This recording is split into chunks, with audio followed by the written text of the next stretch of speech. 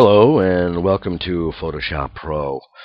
In today's video, I'm going to be going over the major features of Imagenomics Noiseware Professional in removing noise from your images, and I can say right off the bat this thing does a fantastic job. In fact, better than the others I've looked at. I'm at a 100% enlargement of this image, and right at this point what I probably want to do is just sort of bring it down so you can see the whole image.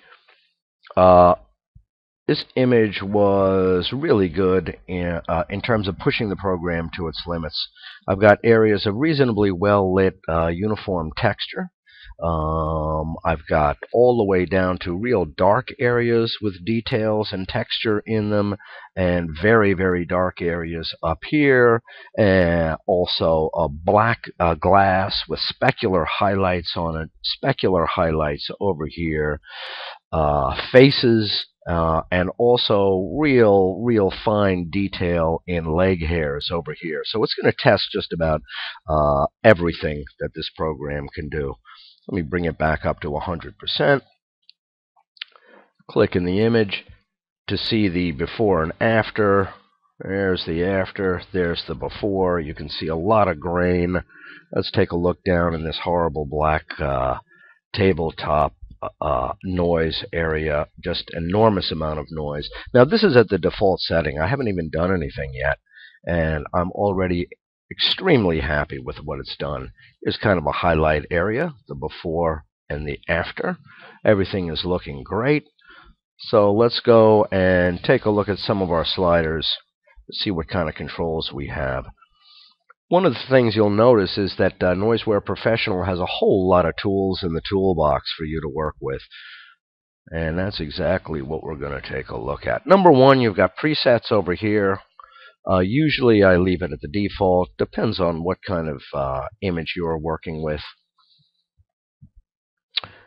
It does a great job right out of the box.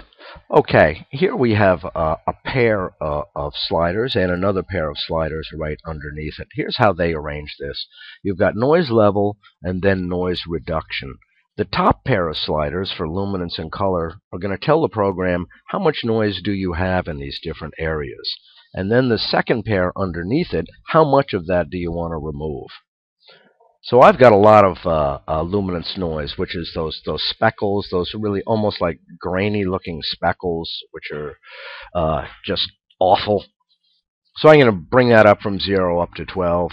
I looked in this image and I've got really no color noise. If I come all the way down to the real colorful area over here, I've got pink, orange, green, purple.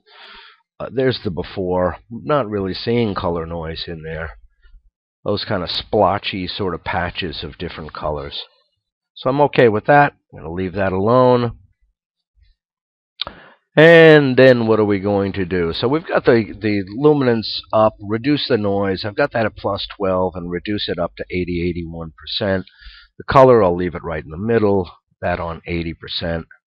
Now, down here, you've got 4 tabs to work with and more tools in the toolbox. How much detail do I want to protect here? In the luminance, I've got this up. I want to try to retain that luminance detail. Color, again, I'm not too concerned about. The program did an excellent job. Sharpening, you've got to be pretty careful on this one, and the contrast.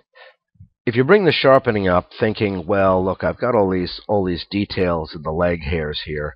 I want to retain that. Bring the sharpening all the way up. Yeah, I can, but you start bringing grain back, as you can see here. There's the before and the after. Suddenly, not a lot of difference.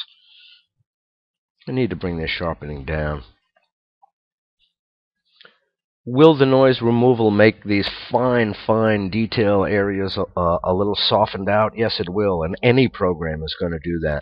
But Noiseware Professional, I found in my comparisons, retains the detail to a better degree than any of the other programs that I've worked with. Another thing about sharpening is you've got to take a look at your faces. Make sure that these are not getting over sharpened. I guess 8 is about good. Again, you bring it up too much, just really is a mess. I might even bring this down to like 7 and leave it. Now, how about, did I over sharpen for the tabletop? Maybe not. That's still looking pretty good. Before, after, before, after. It's still looking pretty good. Let me come on back up here. Contrast, I bring that all up. You'll get a little bit of a change there. Also, it's way too much there. Not too worried about that. I'd leave that at 7 also.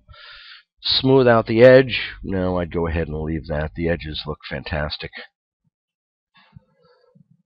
If you like to see side-by-side images before and after in kind of real time, as they say, you can click up here in your preview. You get a before and after top and bottom, before and after left and right. I kind of like the whole image, so I'm going to leave that there.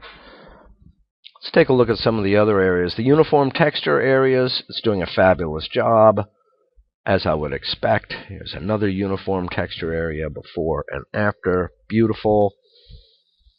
Real dark area with texture in the cloth of the chair. Before and after. Very good job. And in the darkest of the dark areas, sort of right up here, pretty good. I might even want to remove that a little bit more. It's still looking a little grainy there in the worst of the worst. So what I might do, how am I going to get rid of that stuff? Bring up the noise reduction on the luminous a little bit more. That did a little bit better job. I might bring the sharpening down just a little bit. Sharpening down a little bit more. I want to bring the contrast down a little bit more. I want to smooth that out a little. That's pretty good. In fact, that's excellent. Okay. Go ahead and leave that right there. Looking good. Shirt's looking good. Everything's looking good. Leg hairs, a little fuzzy, but not bad at all. And really good in terms of other noise removal programs I've looked at. I'm basically done on this image.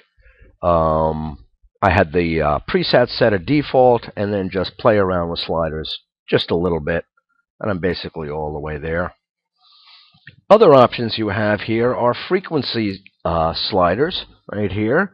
How much noise do you have in the different frequencies, and how much do you want to work on them and removing them? The default is at 100%. High frequency is for that kind of noise, that kind of almost grainy, speckly kind of noise. You move all the way down to the very low frequency of noise, and those are kind of the splotches or smudges of either color or other kind of splotchy, smudgy areas. I didn't get any of that at all. I leave this at the default, actually.